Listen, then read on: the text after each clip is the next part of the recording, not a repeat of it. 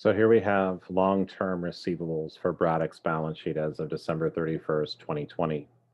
That is what we're asked to go through and prepare. So this is the balance as of December 31st, 2019. So transactions during 2020 and other information relating to Braddock's long-term receivables were as follows. Okay, so right over here, the $1.5 million note receivable is dated May 1st, bears interest at 9%, and represents the balance of the consideration received from the sale of Braddock's electronics divisions to New York Company.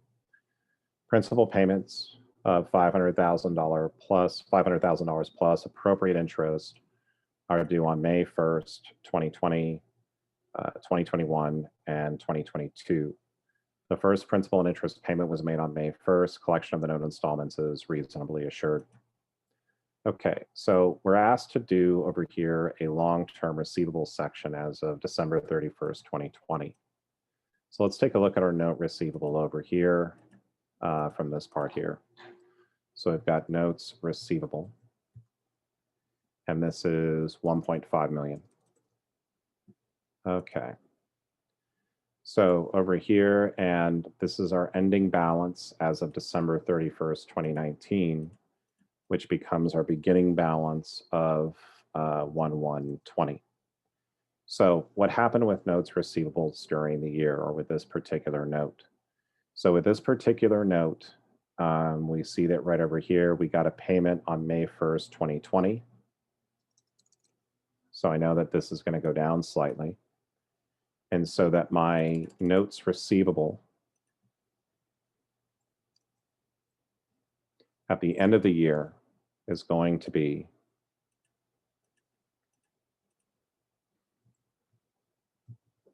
$1 million as of 12/31/20. However, this 12/31/20, we're asked to make a distinction between current versus non-current. Okay, so for the note receivable,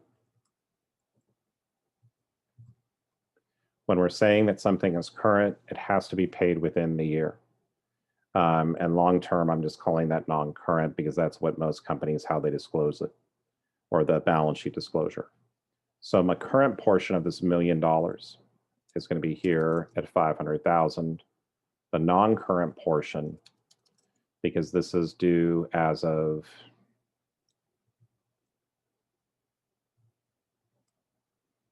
over here, this is due on this particular receivable amount. This one is going to be due, let's go ahead and say here. So this payment here is due on 5/1/21.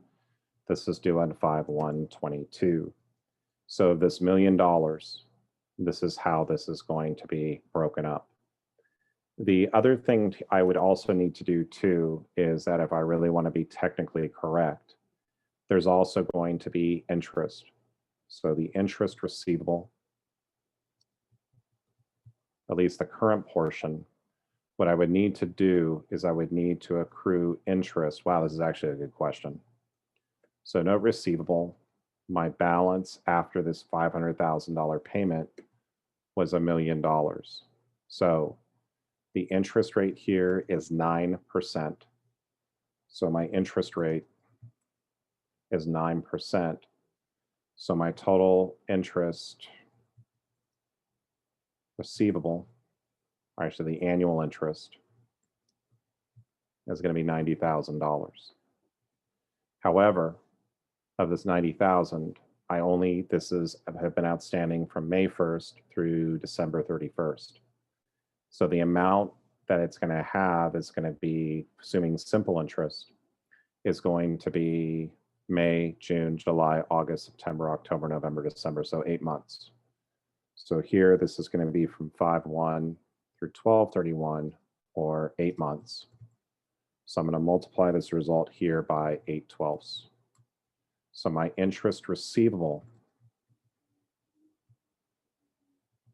is going to be 90,000 times 8 divided by 12, or $60,000. This would also be classified as current because technically this would all be due by this date as well. Okay. So that's the first one right over here. We don't need to do any type of allowance because the collection is reasonably assured. Okay. Now, the note receivable dated December 31st, 2019 bears interest at 8% is due on December 31st, 2022. So as we look at this as of December 31st, 2020, this over here is that basically this note over here is at is going to be a long term. So over here, and what we're going to have to do here is we're going to have to say note receivable related party. Anytime you have a loan to an officer or director, you're going to have to flag it as a related party transaction. And this is generally why those don't really happen as much anymore, because of the disclosure requirements. Now, as I look at this here, they've already paid the interest. So because this is due on December 31st, 2022, right here, so the interest has been paid. It was the note receivable is dated December 31st. It's due on December 31st, 2022. So this over here is going to be a long-term or non-current note receivable. And this here is going to be 12/31/22. Now, one of the things we would need to do here is, because this is collateralized by 10,000 shares of Braddock's common stock, and the value of the common stock was $45 per share. What does that whole thing mean? If the president defaults on the loan, they get the stock. So what we would want to say is that we would have like a note, okay? The note's collateralized by the common stock. So let's take a look at this. If this officer were to walk away, okay, we would have over here, this would be 10,000 shares at $45 per share. And this note has a value. So the stock is actually worth more than the loan. So more than likely, this individual, this president, will hopefully continue to pay the amount. So the price per share here. So the note would be that the note receivable is due from the president, related party, and is collateralized by the company's common stock. So there's also kind of a problem here too, is that because it's the company's common stock, they're essentially would be getting back, and I'm assuming they'd be returning it to the treasury. So, but I think that if we say this over here, that it's collateralized, it's non-current, we should be okay. So let's now move on to, let's go over here. So on April 1st, 2020, we sold a patent to Pennsylvania company in exchange for a $100,000 zero interest-bearing note due on April 1st, 2022. There was no established exchange price for the patent, and the note had no ready market. The prevailing rate of interest for the note of this type was 12%. The present value of $1 for 2 periods at 12% is 0.797. The patent had a carrying value of $40,000 as of January 1st, and the amortization for the year ended December 31st would have been $8,000. The collection of the note receivable from Pennsylvania is reasonably assured. Okay, so when this note was made, okay, so I sold a patent for $100,000. It's due on April 1st, 2022. So first off, I know without a doubt that this note receivable for the Pennsylvania company, this is going to be non-current because this is going to be due on April 1st, 2022. However, though, what I need to figure out is what is going to be the carrying value of that particular note. So if I have here 4120, how do I go through and sell this? So let's go through and do the journal entries. So the patent had a carrying value of $40,000, and the amortization for the year ended would have been $8,000. Okay, so let's do this first. So what's the value? Okay, so on April 1st, okay, I'm getting a note receivable. for 100,000. Okay. Because this is a 0 interest bearing note, what I need to do is I need to present value. I'm going to use the present value of $1. Basically 2 periods at 12%, and they're telling us here this is 0.797. So the present value of the note receivable is going to be 79,700. So that is going to be how we're so when we go through and originally record the note,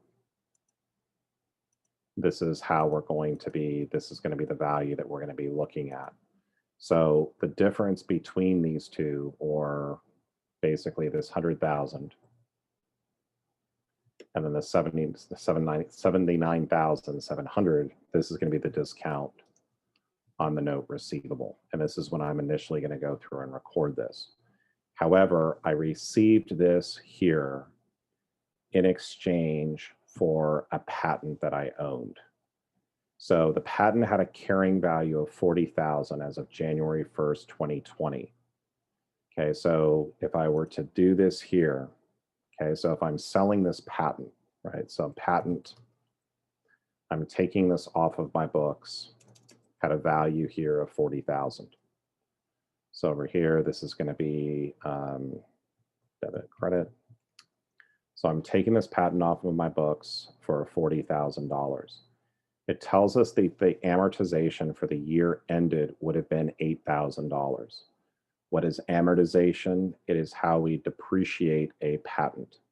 So what I'm going to do here is I'm going to take, so if it would have been 8,000 for a full year, then I have to record amortization expense from 1/1/20 to 4/1/20. This is going to be for 3 months. So I'm going to take 8,000 times 3/12, or this is going to give me 2,000. So the patent's carrying value, okay, there's a couple different ways you can amortize patents. So what I could do here is I could show, I've got to take, so when I sell the patent,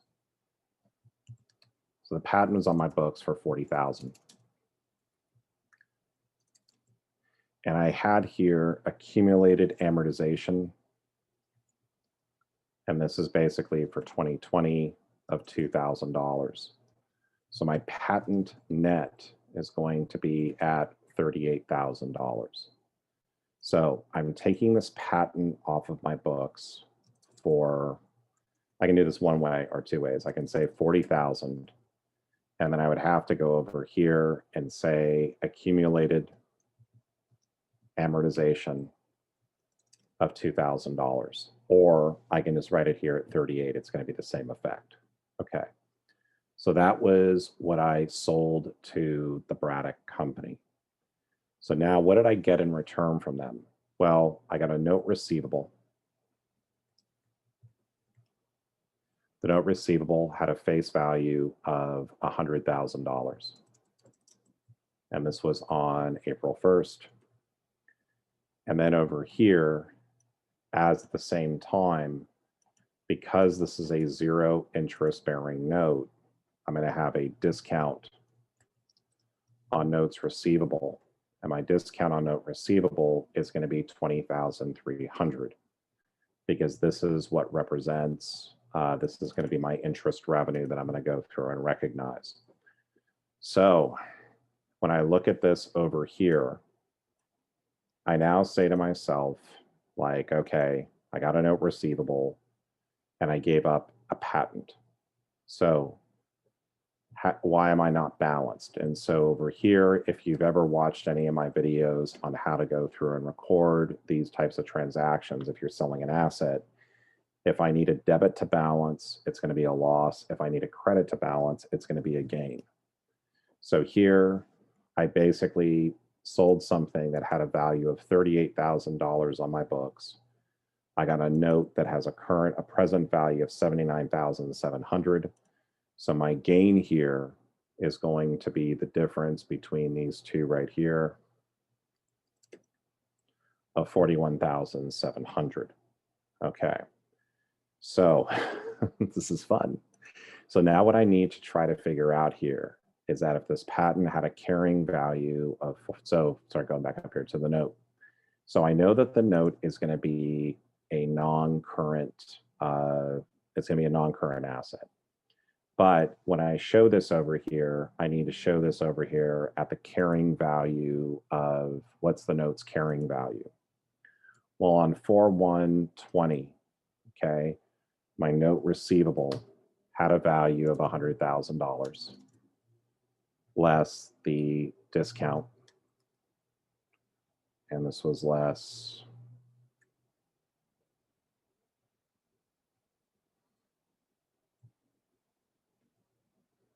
So less my discount on notes receivable gives me notes receivable net of, right over here, of 79,700. However, though, I need to recognize interest on this note. So what I'm going to do here is I'm basically going to say is that, okay, from 4/1/20 to 12/31/20, how much of the discount was amortized? So here, if I take my notes receivable net is 79,700. This had a 12% interest factor. So my annual interest is going to be $9,564.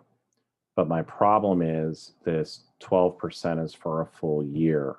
I only basically had this thing for 9 months. So what I need to do is to multiply this by 9 months, by 9/12. So right over here, if I get 9,564 times 9/12, I get basically an amortization for the current year of 7,173. So if I come over here on 12/31/20, my note receivable is still the same. But over here, I'm going to be recognizing on December 31st, I'm going to show here is discount on notes receivable is going to be a debit for 7,173. I'm going to credit interest income or interest revenue over here. So now my carrying value of the discount is going to be over here of 13,127. Now, if you know me well enough, and I think most of you do, is that I'm going to want to go through and carry this through. So let's see what happens at 12/31/21. So if I bring this through here, I use 12%. My amortization for this year is going to be up here at, I'm going to have 2,702 left. So my notes receivable net is going to be 97,298. If I bring this here and then I use again the interest and I come over here and I do this for 11,676, but this is for a full year. And so if I did this, this is in 2022.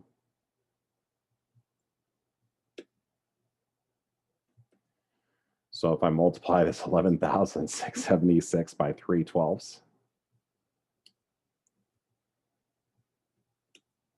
wow, I'm pretty close. So this is pretty much would then wipe this out. And then your note receivable net, when this is actually paid, this is what would happen. So my numbers are okay. I'm off by some amount here, but it's not material. So it's fun. Okay, so for this note receivable here for the Pennsylvania company, this is all going to be non-current. And the way this would be, you would be showing this is around this amount right over here. This would be the carrying value of it. So fun and exciting. Okay, and then you can also say over here, interest income on the note would basically be here for 2020. If they were asking, actually, we don't really need to do that. So let's go and leave that out. Okay, so that's number 3. What's number 4? On July 1st, Braddock sold a parcel of land to Splinter Company for $200,000 under an installment sale contract. Splinter made a $60,000 cash down payment and signed a 4-year 11% note for the $140,000 balance. Equal annual payments of principal and interest on the note will be $45,125 payable on July 21st through July 1st, 2024. The land could have been sold at an established cash price of $200,000. The cost of the land of Braddock was $150,000. Circumstances are that such that the collection of the installments of the note is reasonably assured. Okay. So let's go over here. I'm going to move some stuff around. Okay. And this is going to be number 3. I picked the question, so I have to pay the price. Okay. Let's take a look over here at this one. Give ourselves a little bit of room. Okay. So here for number 4, so I sold land, and the cost of the land was to Braddock was $150,000. Land $150,000. Okay, we're getting cash of $60,000, and there's a note receivable for $140,000.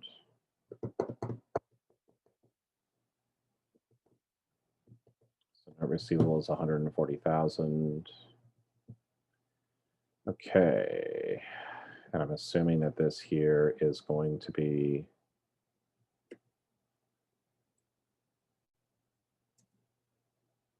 okay. So principal and interest will be $45,125 on July 21st of 2024. Okay. So, okay, so this is going to be on July 1st. Okay. So when we come over here to July 1st, this is going to be, then I have to do this is going to be a gain on sale of land. So my gain on sale of the land is going to be $50,000. I'm not being asked for this, but this is just how I kind of like to go through and work out these problems. Then on December 31st, 2020, I need to go through and record interest receivable and then interest income. And the way I'm going to go through and do that is the amount of the interest receivable is going to be over here, $140,000, which is the principal. My interest rate is 11%. So my annual interest is going to be $15,400. I need to multiply this by 6/12, or from July 1st to 12/31.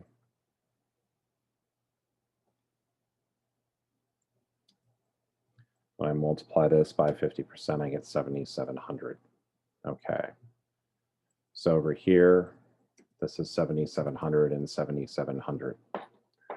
So this one here, the sale to Splinter,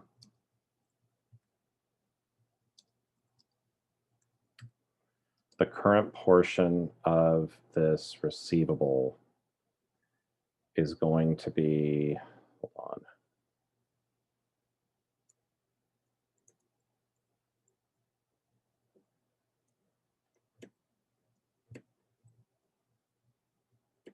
Okay, but these include interest. I'm going to pause it real quick. I'll be right back with you.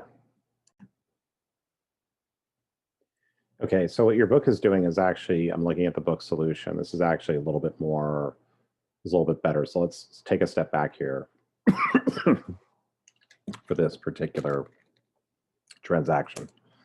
So on July 1st, we sold a parcel of land to a Splinter Company for $200,000 under an installment sale. So the amount of the note receivable is going to be, our note receivable here is $140,000. So the current portion of this, and I agree with this approach just because it makes it a little bit easier, is so this is the amount that's due. The current portion is going to be less, and it's basically 45,125 is going to be the payment on 7/1/21. However, we need to subtract out the related interest from this. So we're subtracting out here, this would be 140,000 times 11%. And so we subtract that amount out. The current portion is going to be 29,725. So the long-term portion of the note is going to be 110,275. And then over here, the current portion would be 29,725. So as I look at these four different items, and your book solution and I were actually right on point here. So we start out for our long-term receivables. You have the 500,000, which is from this part here, which is non-current because this is due beyond a year. So you've got a 500,000, the note receivable from the sale of the division. You have 400,000 from the officer, but basically the loan from the officer. The note receivable, this amount is correct. This is essentially, this is a zero interest bearing note. So this is the carrying value of the note on December 31st, 2020. And then over here, the sale, the installment sale is 110,275. So your total long-term non-current receivables is going to be the sum of these four values. Now, I want to also say here very clearly, I would probably segregate out or separate this from the rest because of this. When you're dealing with related parties, you have to be extremely careful about disclosures and everything else like that. The SEC will be on you in 3 seconds. So that's the first part, or what's the long-term section of the balance sheet. So that's how we did it for those four transactions. The next one is it's asking prepare a schedule showing the current portion of the long-term receivables and accrued interest that would appear in Braddock's balance sheet as of December 31st, 2020. So for this one over here, so you have, this is the note receivable from the sale of the division. And then over here, what's interesting on this is that okay, so prepare a schedule showing the current portion of the receivables and accrued interest receivable. So they're separating this out. So we're going to move this down over here. So the current portion of the long-term receivables is going to be these two amounts because there's nothing of this 400,000 that's due in the next year. This is a zero interest-bearing note that's beyond a year. So this is the only two amounts here. So the next one as we go down is we have over here the note receivable. Basically, this is from the sale of the division. So this is our prepare a schedule, current portion of, let's see, long-term receivables, current portion and accrued interest receivable. So this was the 60,000 that's due from the sale of the division. And then over here for the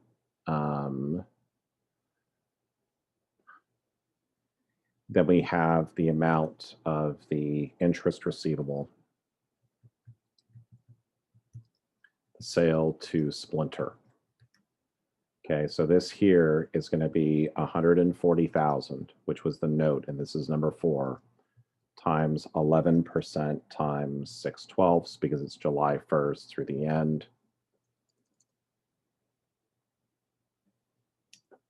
So this is going to be 7,700. So if I was to do a schedule of interest receivable,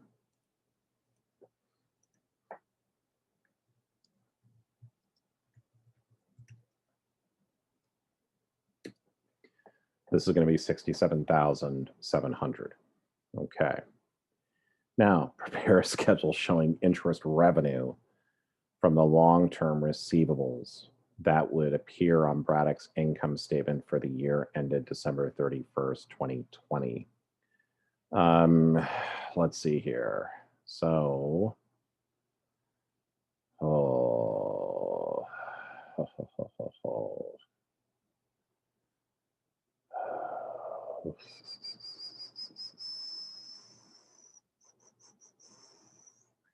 I'm going to stop right there because I don't necessarily agree with what is showing up here,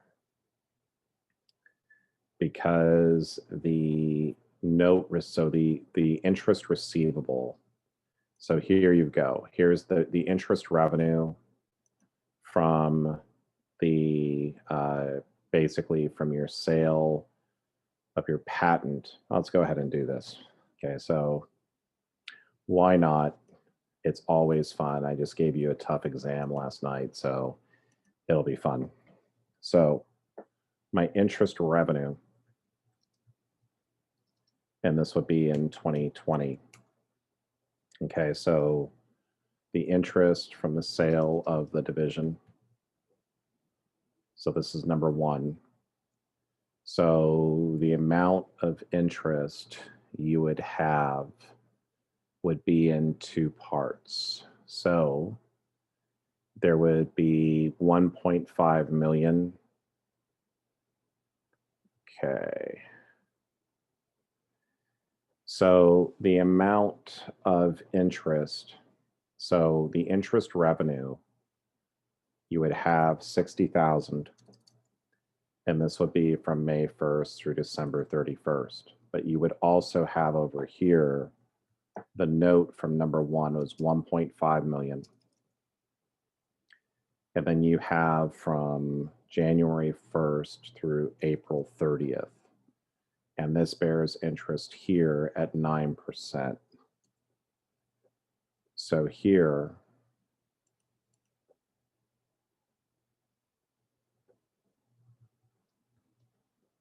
so my interest is at 9%. So what I'm trying to do here is that this 60,000 that I came up with was for the remainder, that's basically for the interest receivable.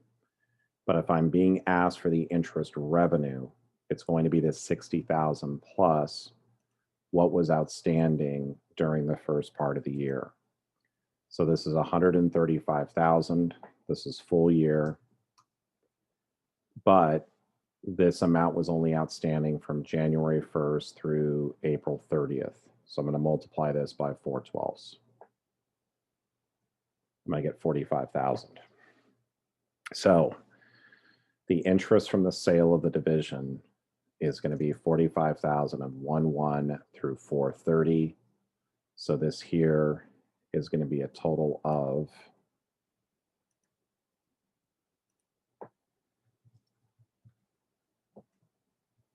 this is going to be 105,000. The sale of the patent, the interest revenue, and this is from the 0 interest bearing note, is 7,173. Okay, I'm just going to go ahead and highlight this over here. The note receivable from the officer, how much interest was collected in the current year? It would be $32,000 in interest revenue.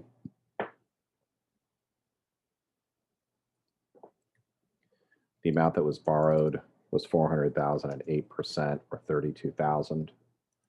That's the amount of interest revenue.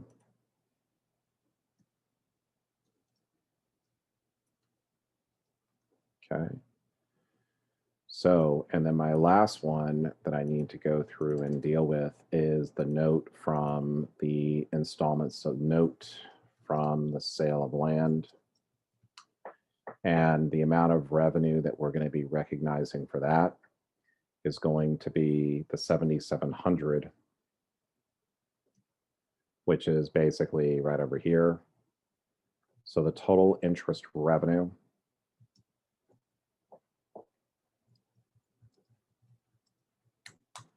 for 2020 is 151,873. So I am glad that you enjoyed me on this accounting odyssey this evening. I'm not going to put something like this on your exam, but I do want to make these. I'm making these videos, I think, more for myself than I am for you. But it's important that you kind of go through and kind of see how to work through these different things because it's accounting. It's fun. I will see you on the next video.